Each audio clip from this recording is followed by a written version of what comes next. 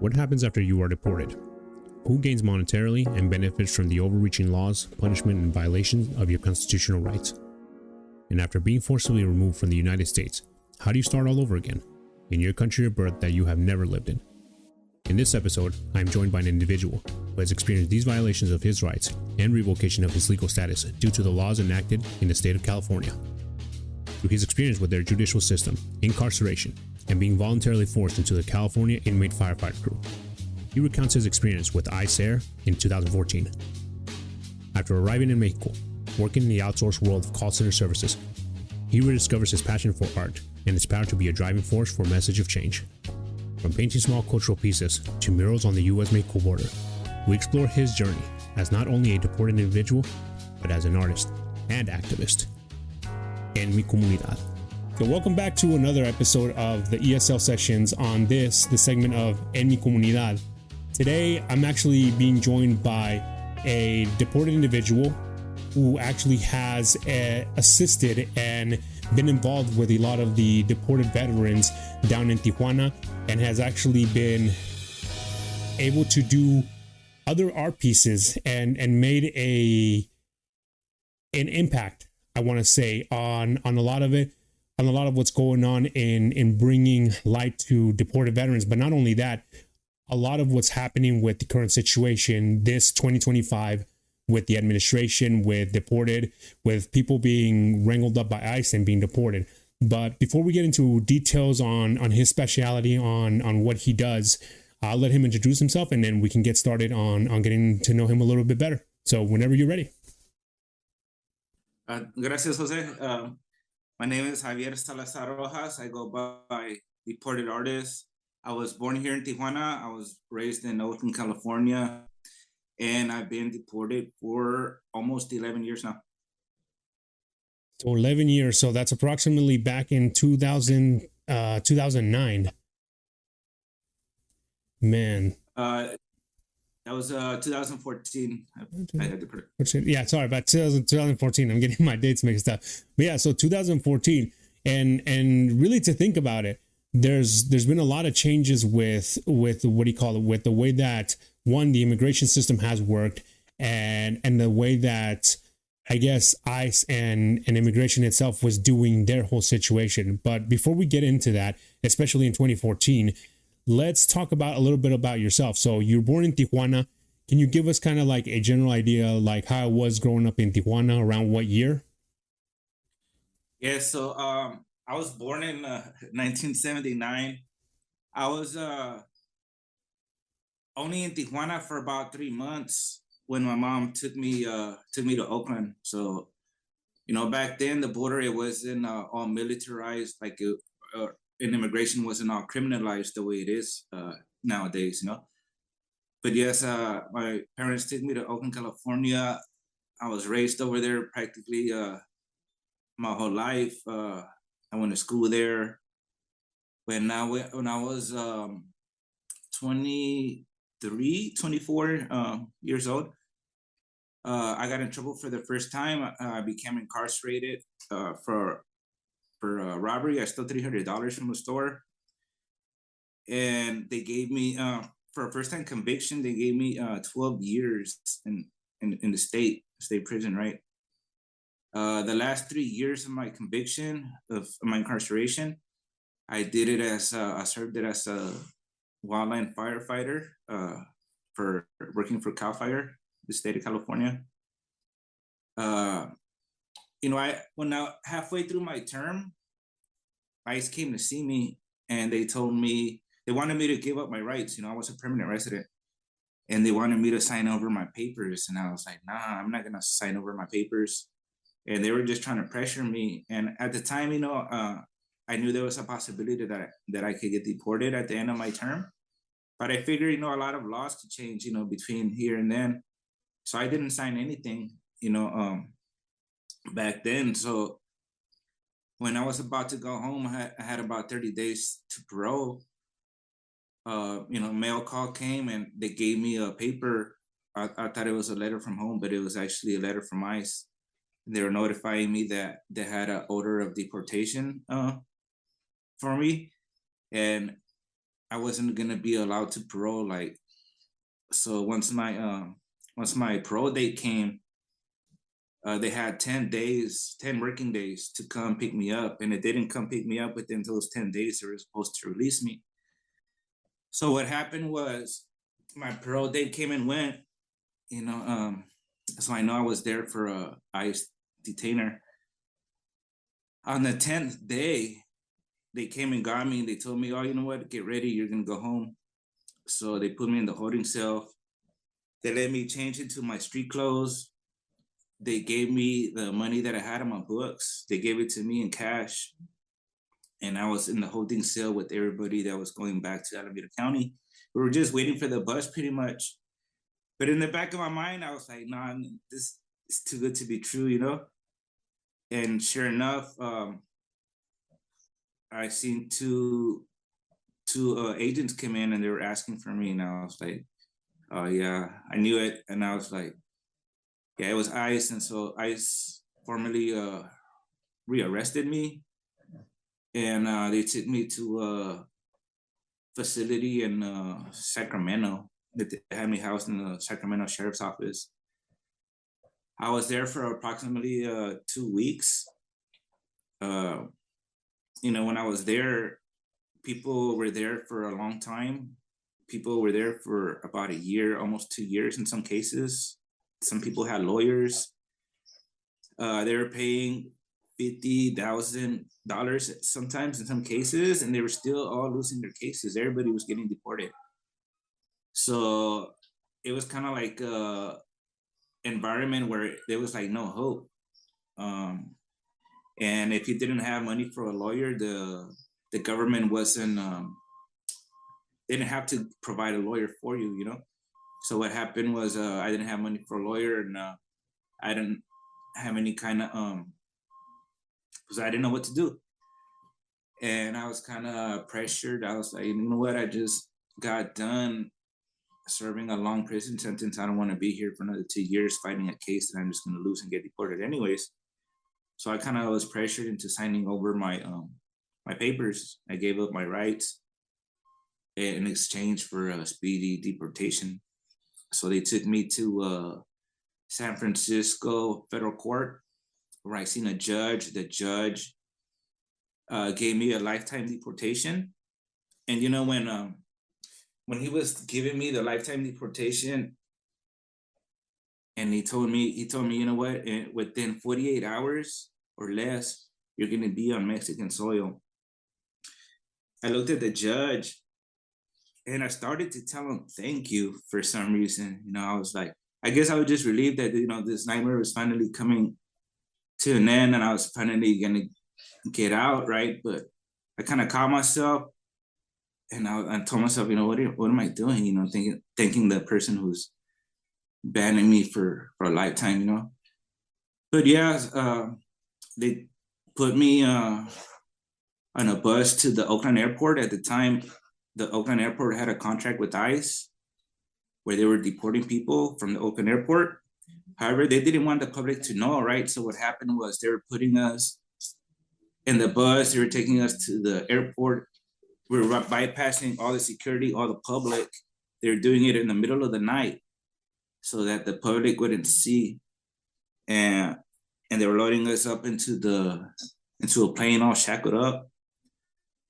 And they flew us to San Diego. Once we got to San Diego, they put us on a bus. And I remember the immigration officers, they were kind of making fun of our situation. They put on the radio, and they put on Vicente Fernandez, you know, in Spanish. And they put it on full blast, and they started bumping it, and they told us, you know what, get used to it. This is pretty much all you're going to hear from now on. And they were kind of laughing about it, you know. And yeah, I remember getting to right here to the border in San Isidro, Tijuana border. They handed us over to Mexican immigration. When Mexican immigration started to process us, when it was my turn, I remember I still had my prison bracelet on my wrist, and they flipped out, and they started screaming. You know, they started screaming at the California Border Patrols. and they were telling him, rip that, they started cussing, but they were like, rip that thing off of him. He's not a cow, he's not a cattle or something, you bring him in here like he's branded or something. Yeah, they're really upset by that, and they started calling me compatriota, welcome, and telling me things like welcome back. So even though it was like bittersweet coming back to Mexico, they actually did their best to make me feel welcomed, And I remember once I got processed by Mexican immigration, you have to cross this bridge. And I remember crossing the bridge, and I remember, every step that I was taking, I was like walking further away from home, from everything that I knew. But at the same time, I was walking towards a new life, and when you're in ICE detention, you hear all these stories about Tijuana. You hear all these stories about what to expect when you get deported, the cops, the cartels, all this stuff, right? And you don't know what to expect, And when I get halfway through the bridge, I just see this guy, he's dressed all in black. He doesn't have any police or military insignias, but he's dressed all in black, and he has tactical gear, and he has a bulletproof vest, and he has a machine gun. And and I'm like, all right, this is where, where I get robbed, this is what they've been telling me about, And I was like, I kind of stopped for a second, and I hesitated, but I was like, you know what? There's nowhere to go but forward, So I just told him, buenas noches, and I kept pushing, and he was just on his phone, and he was just like, he didn't pay me no mind. He just told me buenas noches. And and to this day, I don't know, exactly who he was. I don't know if he was military. I don't know if he was some kind of police or who he was, because he didn't have any kind of identification on him, But yeah, that's how I ended up here in Tijuana. And yeah, I've been out here 11 years now, getting used to life out here now. That's so it's extra eye-opening now, especially because of everything that's happening on the news. Like now, everything CNN or whatever, the mainstream medias and everything that's been put out by independent journalists like yourself as well on everything is just like the whole situation with literally seeing people shackled up, taken into a plane, and then being basically harassed by law enforcement. And people keep thinking like, man, that's a recent thing. Like they're doing that. They're violating human rights and everything. And it's like, but you experienced it from the get-go in 2014 in the middle of Obama's second term, which is kind of ironic, right? In the whole situation and like in the whole span of all this stuff, it seems both really ironic and really hypocritical. And I don't mean to chuckle about it, but it's like one of those, damn, these motherfuckers. Can't say it any other way. It's like, but the sticking more with it, before I get a little bit opinionated, sticking more with it. So you went through that whole experience that now more people are getting to see. For you, what was the most, I don't want to say traumatizing because it can really vary. What was the most marking situation from leaving the what do you call it, the detention center and then arriving back in Tijuana? It was so when I got here to Tijuana, my mom was waiting for me, my mom and my grandma, and they had a spot that they had rented out for me, for where I was going to be staying at. So they was here for about a week, but I want to say that point came when once I went home, and I was here by myself, and just the realization of my situation kind of hit me. I was like, man, I've only visited Mexico as a kid. I don't know anybody out here. All of my family is in the States, even my grandparents, everybody's in the States now. So I came out here to a country I only visited as a kid, and I have to start my life over. Um, you know, my wife, my kids, everybody's in the States. So just on one hand, yeah, I was finally free, from I got out of prison. But at the same time, it's like it's almost like I'm paying for my crime again. Yes, I take responsibility for what I did. I did the crime. I did my time. I more than repaid my debt to society. But yet, I'm being punished for the same crime again. It's almost like double jeopardy. So yeah, I think that point just came from when I finally realized I was sentenced to a lifetime of being out here by myself. My family is my wife, she has a job in the Bay Area where she's working towards a pension, so she can't just leave her job just like that. And personally, we want to make sure the kids are settled before she comes out here, so yeah, it's just hard, being out here by yourself. No, yeah. A lot of what you're saying actually really echoes the conversation I had with Ivan Ocon, who I actually interviewed about 3 or 4 years ago, when one of the deported veterans from right there at the bunker in Juarez. And it's kind of funny and really, I can't say funny. It's really, really interesting, but also kind of really subverts the whole situation, where both the justice system and the way that it's really curved against everybody else for the most minor of things, to be able to keep you incarcerated and oppressed. And then even more so after, like you said, you've already served your time. Like I said, he did his 10 years being a prior service member, and then still got deported.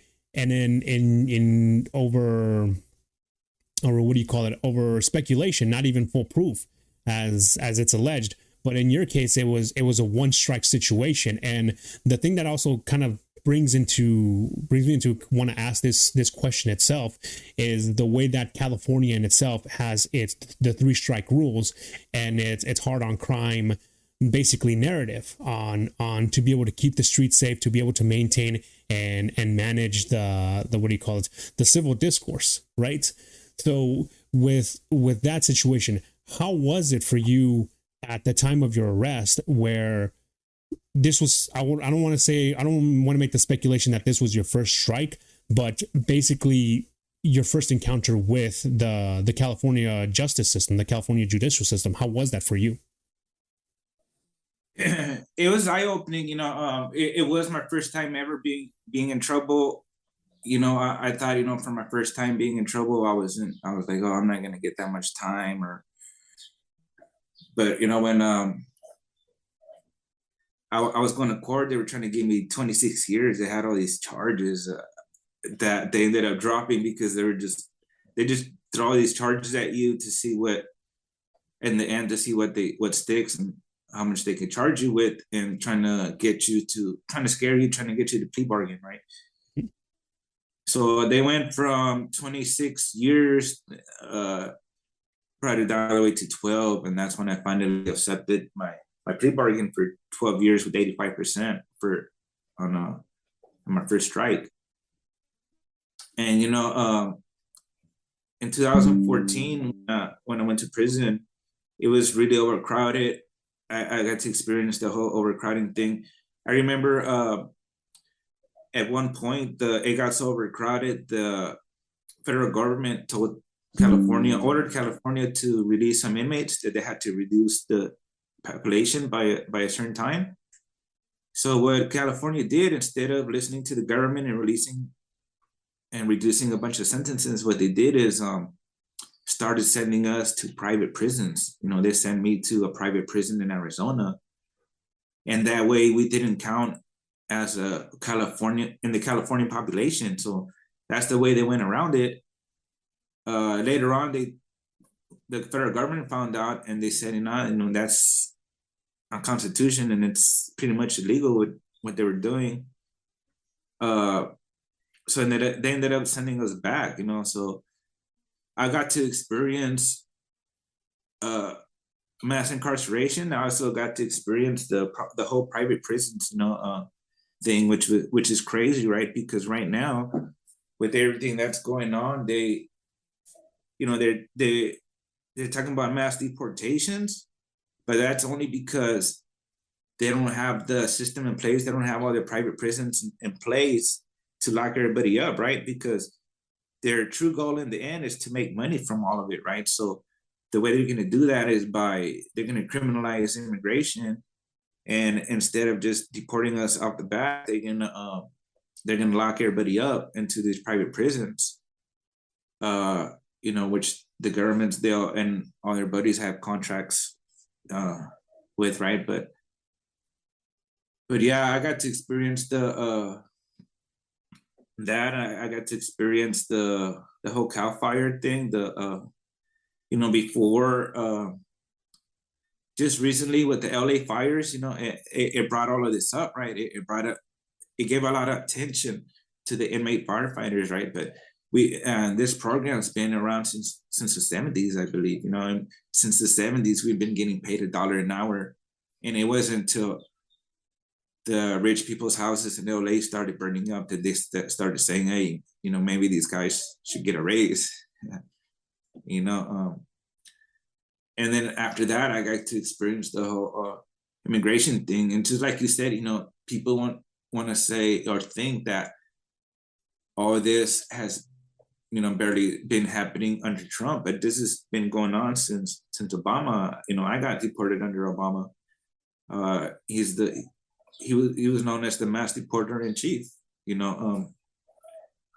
It's just crazy now that the criteria that ICE has to deport, it's let's call it what it is. It's ethnic cleansing, pretty much, right? They're going in after all that I saw, pretty much.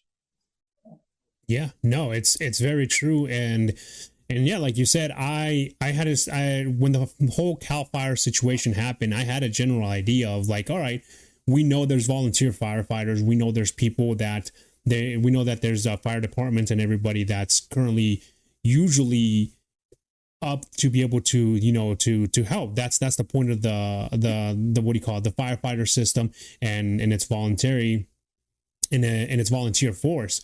The thing that kind of struck me to try to explain and to let people know is the extra portion of where I ended up researching the incarcerated firefighters.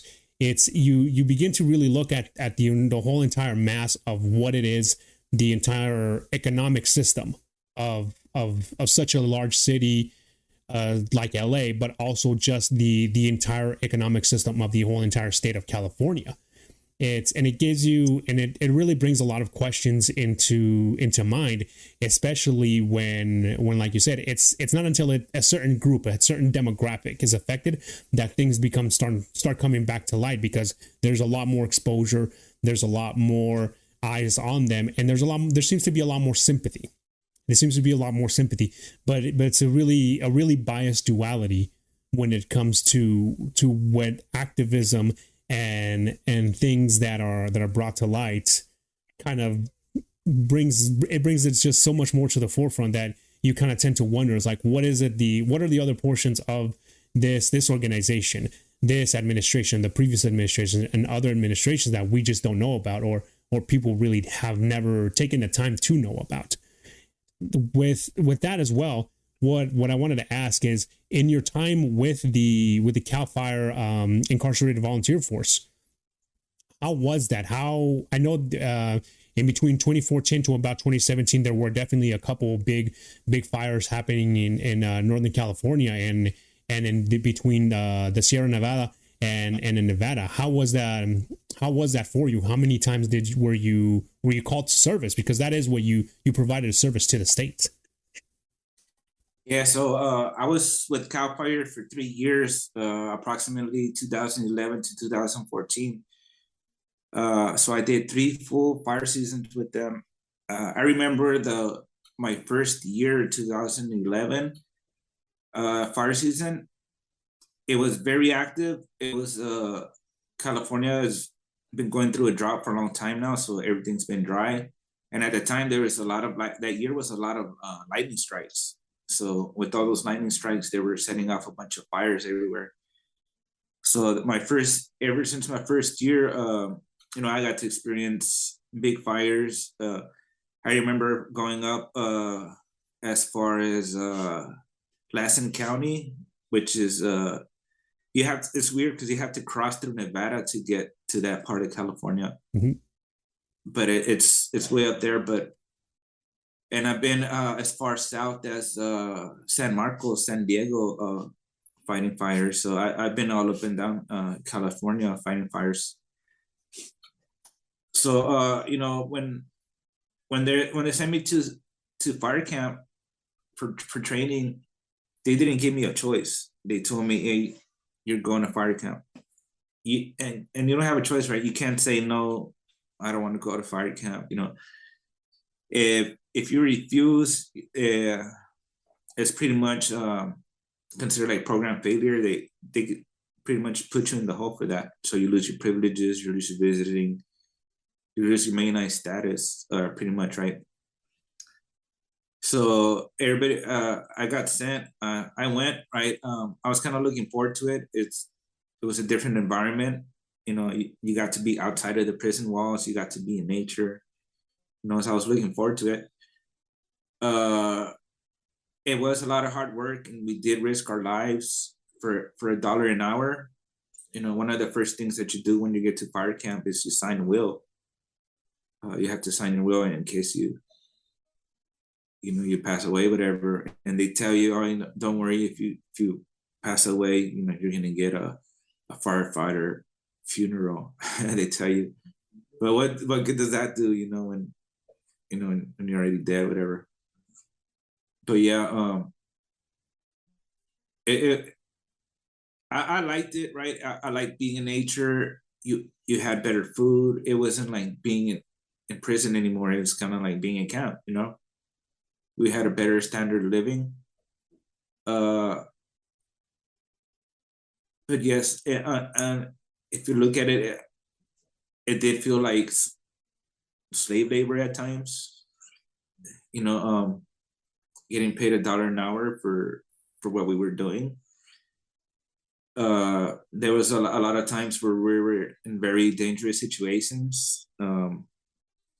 I was in a burnover. Pretty much, we had to we had nowhere to go. When we got surrounded by the fire, we went back into the fire truck, and the fire kind of burned over us. It burned over the fire truck. Nothing happened to us, but yes, I was in situations where we could have died.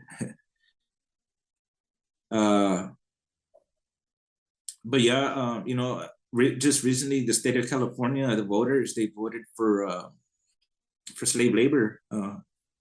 So a lot of people don't know slavery still exists. They voted for basically slavery in prison.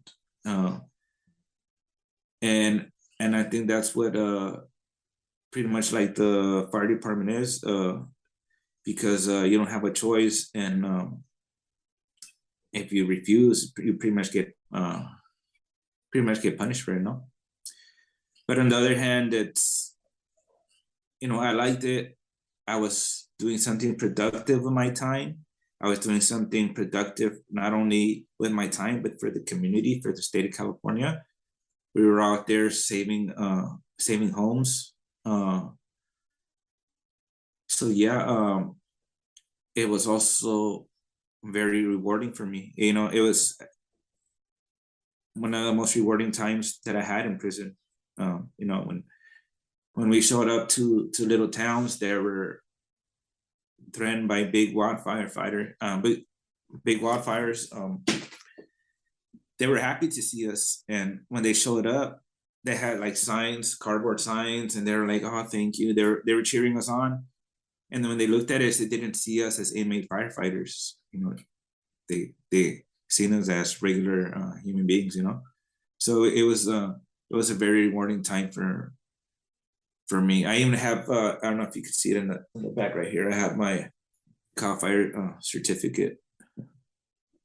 Yeah, no, that really actually adds a lot of details that I wanted to ask, because it's when you begin to do the research and you start looking into the way that the incarceration system is, both talking about how when you were in both the private prison but as well as the California correctional system, people don't understand I don't want to say the necessity. People don't understand the entire level of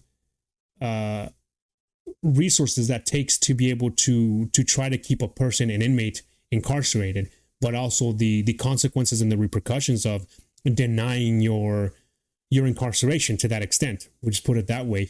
And the fact that not only were you not just a volunteer, you were voluntold. You were essentially coerced into, hey, either we're going to put you in solitude confinement, literal torture tactics, now designated by the Human Rights Court, the International Human Rights Court, if you don't go and risk your life for the state of California. And it's really, but it's both ironic and very hypocritical of the way that the state works. And it's very, very criticizing to be able to say it like that, because it is what it is. The system isn't made to be able to function for the people. It's made to be able to function for the system. But shifting a little bit away from that, and your time in service as a firefighter, as a volunteer incarcerated firefighter, but also your time in prison, how was it growing up in California, especially I'm guessing the late 80s and the late 90s, the late 80s and the early 90s, especially like one of the booms of the late Chicano period and a lot of the early Bay Area music. I wanted to ask about that. Yeah, Oakland was crazy, right? I love Oakland. I grew up in these apartments in the early '80s and in the mid to late '80s. It was the crack era pretty much in Oakland, and I remember they used to sell crack in front of my apartments. So I remember every time that I would come home from school, they had the cops were there, and they had somebody else in the back of the police car, And I remember going to school, So at home, I spoke Spanish, and on the streets I spoke English. And I remember listening to Spanish music at home, and on the streets I would listen to at school, listen to English music, right? And I remember my friend one time, he gave me a Too Short tape, and I love Too Short, especially growing up in Oakland. But what I did on one side of the tape, I recorded over it, and I put Tigres del Norte, right? And I kept the other side Too Short, and I was like, yeah, I thought I had like a badass remix. And one time, my friend, the one that gave me the Too Short tape, I had my Walkman, and he was like, "Oh, let me listen to it." And I let him listen to it, and he figured out, what I did, that I recorded the other half with Spanish music. And I remember my friends just started teasing me, right? They were like, "Oh, paisa," right? They started calling me paisa, right? And I always had this accent, right? Even though I was raised in Oakland my whole life, as a young kid, right?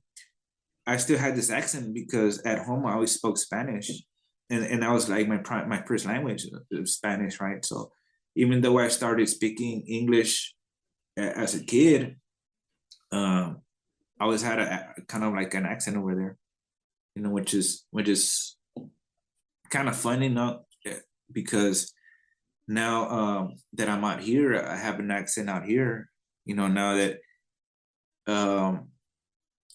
like as soon as they hear me speak, they're like, "Oh, you're not from over here, huh?" They tell me. Yeah, no, it's true. I was actually stationed out in El Centro, in the Centro California, out on the other side of Calexico, and I was actually born in Mexico, and I crossed in '99, and actually had a similar experience. I actually went to one of tiendita de antojos, go get some raspados and stuff. And the funny thing was, though, the funny thing is that I was talking to the guy, and he actually he asked me, he's like, "Oh man, it's like your accent is really weird. Like it's Spanish. It's like it's Mexican Spanish." But it doesn't sound like us, I'm like, hey, I thought I was talking pretty common, and I told him like, where, like, he's asking me like, where are you from? I was like, yeah, I'm like, born in San Luis Potosí, but raised in Zacatecas for a little bit. He's like, Chilango. I'm like, hold on, like at what point do you cross Mexico and you leave El DF and it becomes Chilango? So I'm just like, I didn't really take any offense to it, because I'm like, hey, it's a border town. I mean, you there's only certain levels of exposure, but I can relate to that a lot, especially growing up in northern Nevada, and being surrounded by a small Hispanic community. But with that too, leading into that question is, how was the Hispanic, the Mexican community right there in the Bay Area, in Oakland, in what do you call it, in Oakland, Fairfield, Watsonville, that whole entire span of the Bay. We were pretty deep. We had not only Mexicanos, but raza.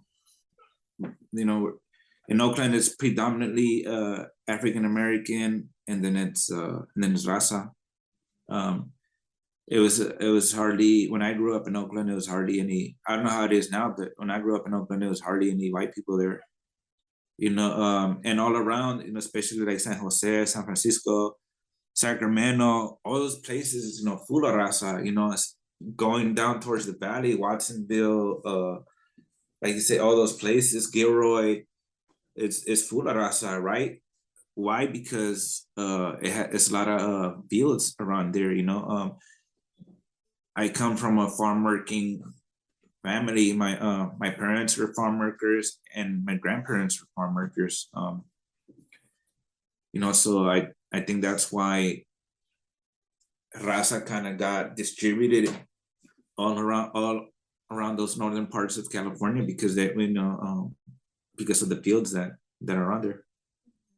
Yeah, it's true. I've actually, rolling around there, like I said, growing up in northern Nevada in the early 2000s. I'm still fairly young, but growing up in northern Nevada in the early 2000s, going into California, and especially into Sacramento and San Francisco, in those areas, like, you could always tell there was a big difference. But also, like I said, with my current time in service, being in El Centro and then even traveling up north to Lemoore, right there near Fresno and San Jose, is like you tend to really see a lot of the big changes of the whole diversity of what is California, but what isn't really being seen from the rest of the country in reality. Not until you really delve into the whole situation and you see just the massive fields, just nothing but acres and acres of whatever's being grown. Between, I want to say, I can't remember, I don't want to speculate, but between Irvine, California, the whole Simi Valley, and then all the way up north into San Francisco and Oakland, that whole entire area. It's really interesting. It's really interesting because it gives you a bigger perspective of how big the country really is and where things really come from. But unless you know somebody from there, or have had the chance to actually visit or even had the experience, like, you don't really know much about that portion of California. And with that, like you said, you grew up there within the early 80s.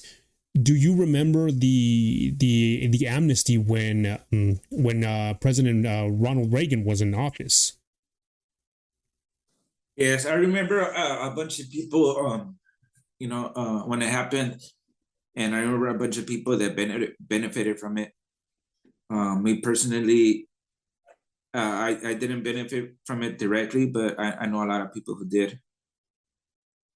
Yeah. I remember, so I was undocumented all the way till I was 16. When I was 16 years old, I got my permanent residency. and I remember I had to like self-deport. I had to like come back to Tijuana, and then I had to do the paperwork, and then I had to go through the San Isidro port of entry to go through California legally my first time. But when since I became incarcerated as an adult, it's they took my permanent residency from me. When I got my permanent residency at 16, nobody explained to me, nobody told me a permanent resident isn't really permanent. If you get in trouble, even on the first time, I say you're out of here. Nobody told me that I had to maintain a higher standard than even regular Americans with papers, that, or I would be out of here. I didn't understand all that until it was too late. Yeah, it's really true. It's a lot of things that still very, very disproportionately like put up against minorities and in every single way, in every single facet. And like I said, I know specifically because I've navigated the exact same immigration process 3 times. Once for myself, and once in 2 occasions for myself and for my mom. Same thing around the same time when I was 17 or so, and then technically a 4th time. The 2nd time when I went into service, when I joined the military, and I had to do my immigration paperwork to become a U.S. citizen, and then on top of that, just recently with my dad, same thing. Navigating it there's still a lot of things that they don't tell you, and even if you try to delve and look into it, it's interesting. It's just really interesting how much little information is available and what you have to piece together. So when you did that, when you went through the immigration process, did you seek out a paralegal, a lawyer, or did you navigate it yourself? When I was 16, when I went through the whole when I became a permanent resident, we didn't have a lawyer. I remember we went through it just kind of on our own. We never really had money for a lawyer or like somebody who would advise us on those matters legally. But yeah, so we kind of just went through it on our own. And when I got deported, also, because there was no lawyer, so I never really had a legal representation as far as immigration. Yeah, and like I said, that's one of those things that people don't. They tend to really not see that portion because everybody's always on the you have to get a lawyer. But like I said, both from yourself and from my experience, it's not easily navigable, but it is possible to be able to do it yourself. There's just always that. What I experienced was talking to other people that have asked me questions about how I did the immigration process. They always the biggest question and the biggest, I guess, comment and statements that I would get is like, out of the fear of being deported immediately or messing something up, they put in that money to be able to get to get that legal representation. But that's not always possible, like I said, in your case and in my case as well. And it's really a lot of things that is difficult to explain, especially when you don't have a legal background or any type of, like I said, situations where you've had to deal with this. This is a brand new process. Even with new updates and the supposed making it easier, it's still a very difficult and daunting process. But like I said, it keeps opening the eyes. It keeps opening my eyes even more about how things really are. But shifting it a little bit more forward, you left you left the states deported in 2014. And then you established yourself in Tijuana. How was that? What pushed you to be able to begin branding yourself as the deported artist? I mean, obviously, I'm guessing you already had a background and an interest in art from when you were younger.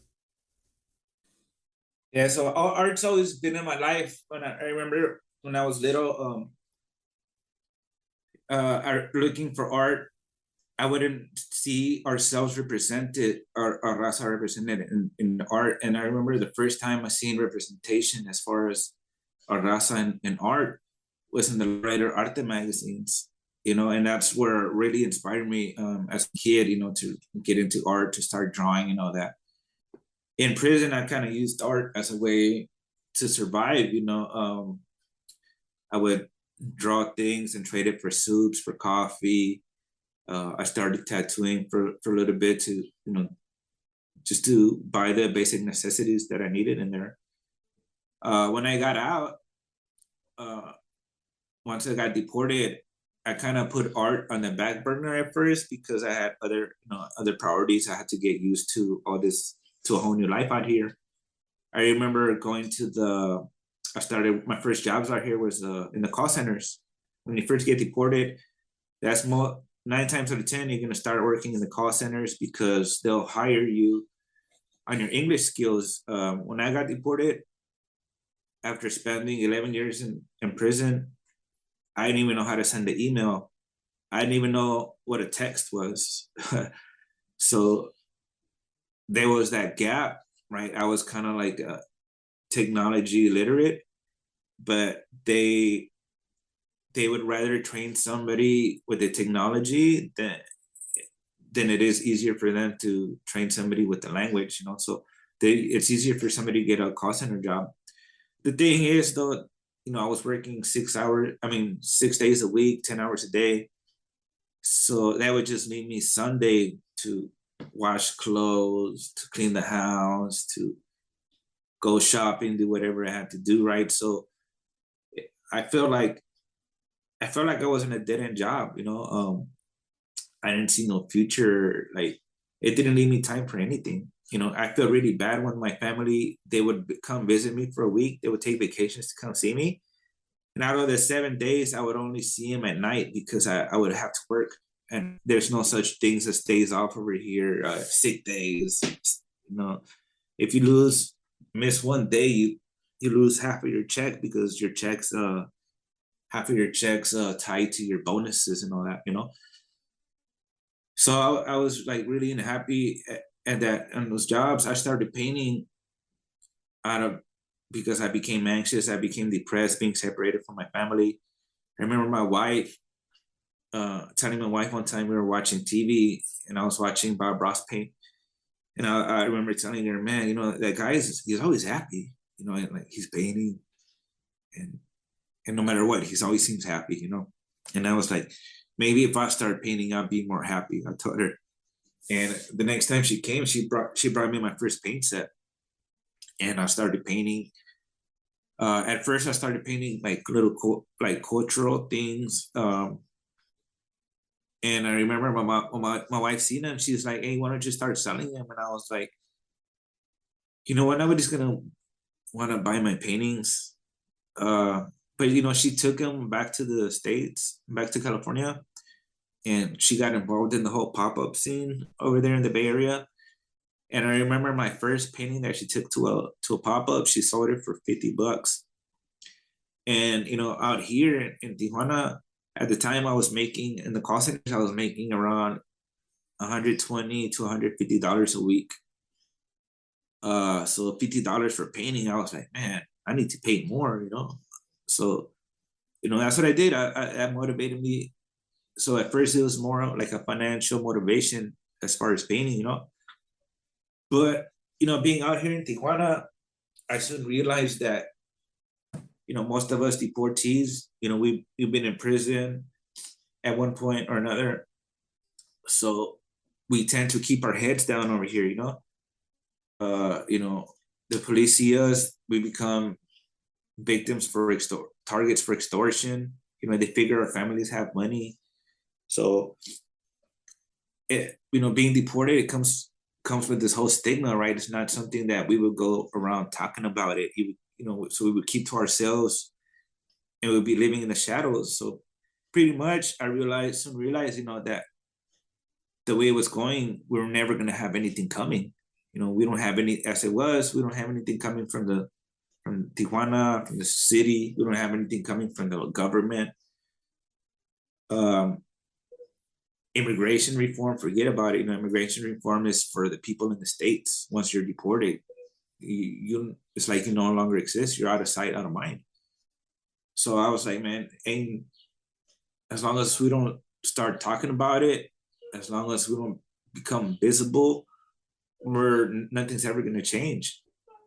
So that's when I made the decision to start calling myself deported artist, because that's when I said, you know what, I'm going to use my artwork, my little artist platform that I started getting, as a way to give us deportados, not only here in Tijuana, but all throughout Mexico, more visibility, and to give us a voice, to change the narrative out here in Tijuana, in Mexico, once people out here know that you're deported and you're walking down the street, sometimes people cross the street so they don't walk on the same side of the street, because sometimes just the way you look, full of tattoos, and they're like, oh, they figure out he's been in prison, he's a cholo or whatever. So they look at it as different, and it comes with that stigma. But through my artwork, I've also been trying to change that narrative. We're also Mexicanos, and we have a lot to bring to society out here. When we get deported, they fail to realize we get deported. We worked in all these jobs in the States, so we have all these different skills that we could share, and we could contribute to society with those skills. So after that, like I said earlier, my motivation was financially, but after I seen the necessity for deportados out here, my art evolved more into artivism, and that's when my wife encouraged me to take that leap of faith and quit my job and depend more on art. But yeah, it's been I think I've been out here 11 years, so I want to say it's been like 8 to 9 years that I've been making a living as an artist full time. But my main motivation is my message, is not only my message, but the message of thousands of us that are in the situation. I've had a lot of people reach out to me since I started the whole deported artist thing, and they tell me, thank you for speaking out, thank you for sharing all these experiences, because they're in the States and they're living in the shadows still. They can't speak up because of fear of getting picked up by La Migra. But me, I'm already deported, so I've lost that fear. So I feel like I have that responsibility to speak up. Yeah, no, it's really true, and like I said, you doing the work that you do brings out a lot of the, like I said, that duality, that hypocrisy about how the situation and the system is built, is where you can come here the wrong way. You can come to the States the wrong way. You get the opportunity to be able to enter the system in the correct manner, in a legal manner. Fuck up as little and minute as possible, or what can be considered so extreme to put you away for literally an entire a half of your life sentence, and then still not have the opportunity to be able to show that that's not you, that's not the individual that they incarcerated. It was a mistake. It was a, what do you call it? It was a folly of what do you call it? A folly of confidence, a lapse in moments, and then at the very end of it, you get taken out, even though you did it the right way, even though you messed up. But that's the problem with the way that I've seen it recently, but also with my personal experiences as well, is that it takes a lot to be able to try to speak out about what's currently going on with everything, and then what has been going on, like you said, in the shadows, people not being able to speak out, and then that consistent fear of having to wait and not know the date on when it could happen or when it will happen, if that's the case too. And with that too, is like, what are some of the big pieces that you have actually done that have brought you a lot more attention? Like I said, the one that I mentioned, I think it was before we started recording, was the mural that you did for the deported veterans right there near the border. But there's also been a couple of them right there in the San Diego Tijuana divide right there near the border that I've also seen. Yeah, so I think the one that one of the first ones that I did that got me that I got started with was the Playa Tijuana mural project, where there was 13 portraits on the very beginning of the border wall, where it starts in the ocean and it starts going that way into the land. I was invited to be one of the portraits on there. You know, all those 13 portraits, they represent childhood arrivals, people who were born in Mexico but taken to the States as young kids and then deported as adults. So I think that one was like one of my first ones. I became the lead artist on the second portion of that project. And then once I did that one, I think one of my bigger ones, one of the ones that I'm more proud of, I would say, is so I painted on the border wall, on the same border wall in Playa Tijuana. I did a painting, and it's me as a kid hiding from immigration. And I put it up on the border wall, right? So when I see sometimes I'm at playas and people are walking around, you know, they don't know that I'm the one that painted it, right? And then people are walking around and they see it and they stop and they look at it. And when they look at it, I know it's like, man, he can relate to it, you know, just the body language, you know. And they start talking about it, and I go up to them and I start talking to them, and they start sharing their experience with me, you know, and I tell them I'm the one that painted it. But yeah, it lets me touch a lot of people, and I get to hear a lot of experiences that are related, similar to mine, you know. So I think that was another one. And then this other one that I painted, it became kind of like an icon out here, but it was also, I got a lot of hate for it. It was kind of controversial. Me and my friend painted the Biden and Trump kissing on the border wall, you know. And you know, when I first did it, you know, I would get a lot of hateful messages from people in the States, you know. Sometimes I would get like homophobic messages from people out here that didn't understand the message behind the whole painting, you know. But for the most part, I've gotten like positive reactions and support behind it. You know, we painted it the first time on the old portion of the border wall, and when they knocked down the old portion of that wall, that those panels ended up getting saved, and they're in the museum somewhere in San Diego. They're gonna end up getting restored. They're gonna find somewhere a way to display them. So I think that one ended up in a museum. So when they put up the new border wall, you know, which is higher, twice as high, we went right back up there and painted it again, put it up there.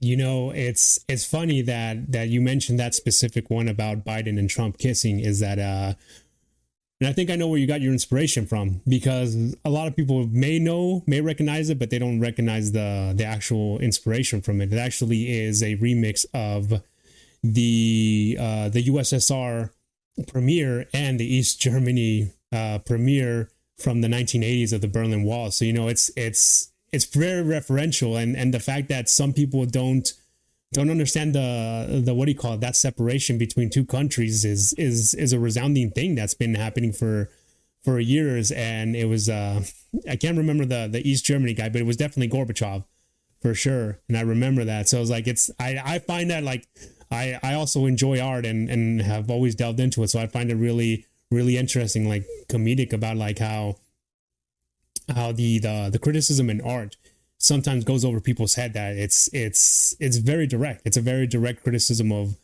things, and recognizing the what do you call it, like I said, the referential pieces and remixes on things that have already been happening. And what I was going to lead with that as well is, are there any artists now or any other, I guess, yeah, any other artists or anybody else that you think have been as influential that you could call them your peers in the same way that you're doing your activism with your art?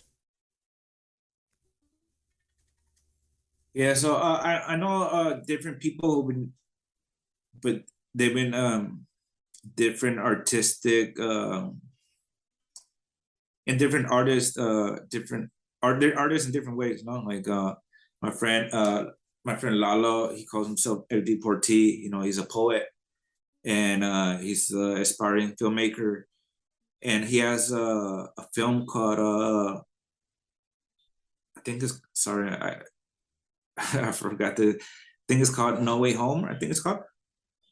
I'll get it to you, but yeah, it's kind of like an animated film about his deportation and being deported and all that, the process. So yeah, I have friends like that. I also have another friend, my friend who helped me paint the Trump and Biden, my friend Chris Gottlieb. I know he's becoming more involved with his art.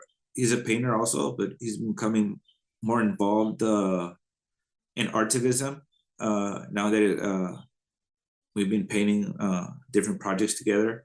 You know I could depend on him whenever I need somebody to back me up or somebody to help me to do a project. I was like, hey, a lot of these projects, you know, we don't get paid. You know, we do this on our own, with our own, we put up our own money for the sake of artivism, you know. So if I need somebody to say, hey, we need to do this work, we're not gonna get paid, we're gonna sacrifice a bunch of time, and we don't have permission to do it, so we're just gonna do it.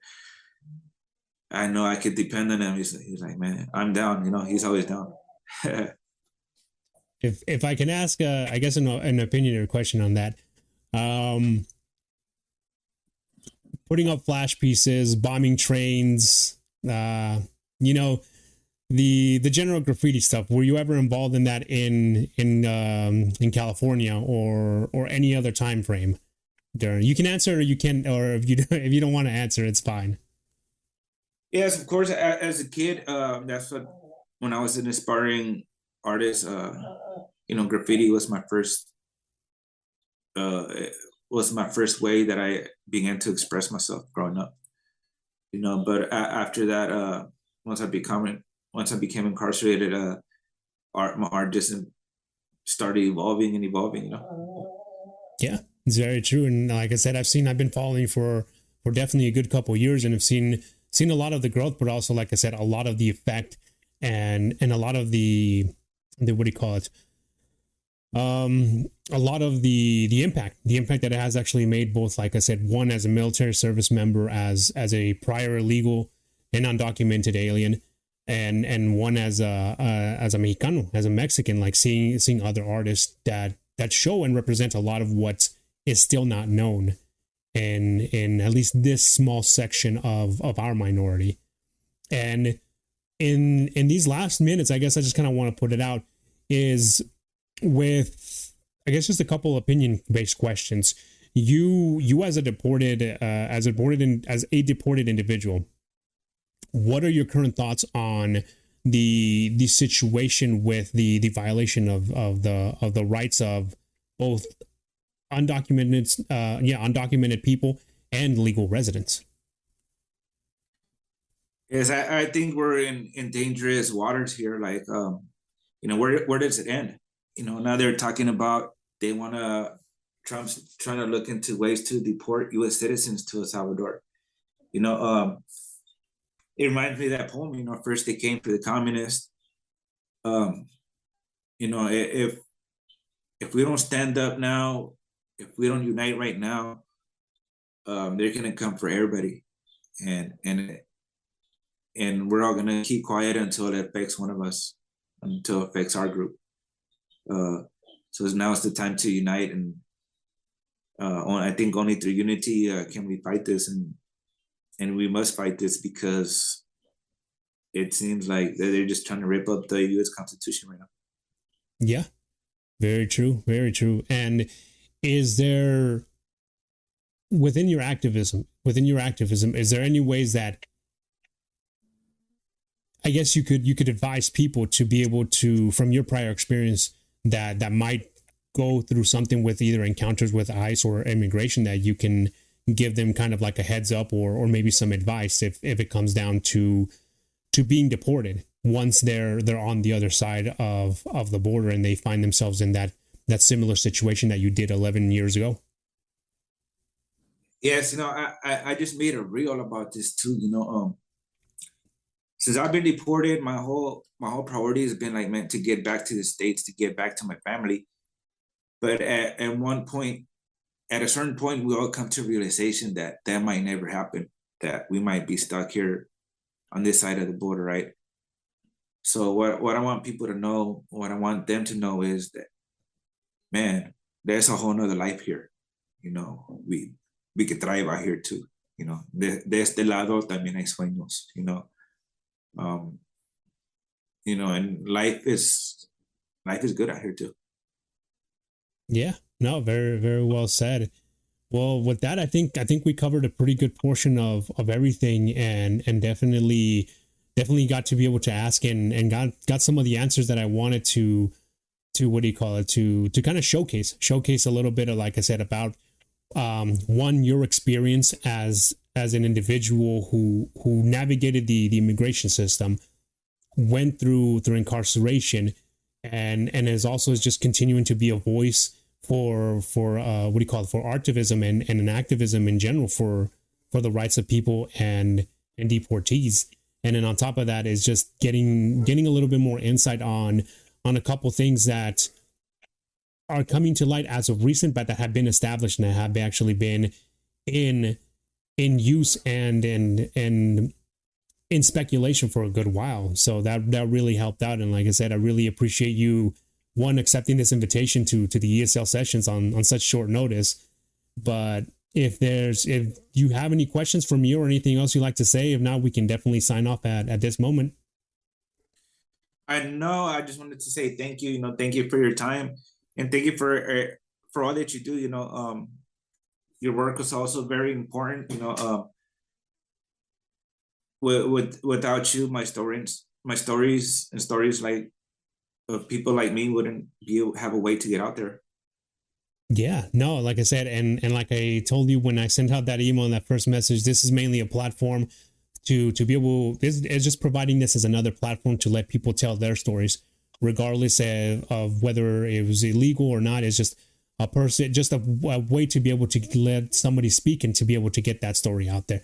And before we sign off, actually, besides Instagram, where else can people find you on social media? Yes, most active on Instagram as Deported Artist, but I'm also on Facebook as Deported Artist. I'm started trying to get my little following on TikTok, but TikTok is just different. But yeah, just look me up as Deported Artist. Even you can even Google me as Deported Artist, and I'll come up. Yeah, no, we'll definitely include that in the description and stuff. But yeah, I think that's a good way to close it off. Well, to finish it off, like I said, thank you, Mr. Rojas. Thank you, Javier, for accepting the short notice interview, especially in light with everything that's going on right now. And if you haven't heard this from anybody else, from the deepest, most sincere portion of my heart, from a service member to another service member, to somebody, thank you for your service, especially for the service in helping the community in the state of California when you did, when you were expected to be something else, but no, you proved them wrong. And then at the very end of this, just thank you for continuing to be a voice of inspiration, but also an extra voice to the community, both Hispanos and Mexicanos alike. So thank you very much. Thank you very much. Yeah, so we're going to go ahead and we'll close it off right here. This has been another episode of the ESL sessions of En Mi Comunidad, and we'll go ahead, we'll end it here. Have a good one. Thank you.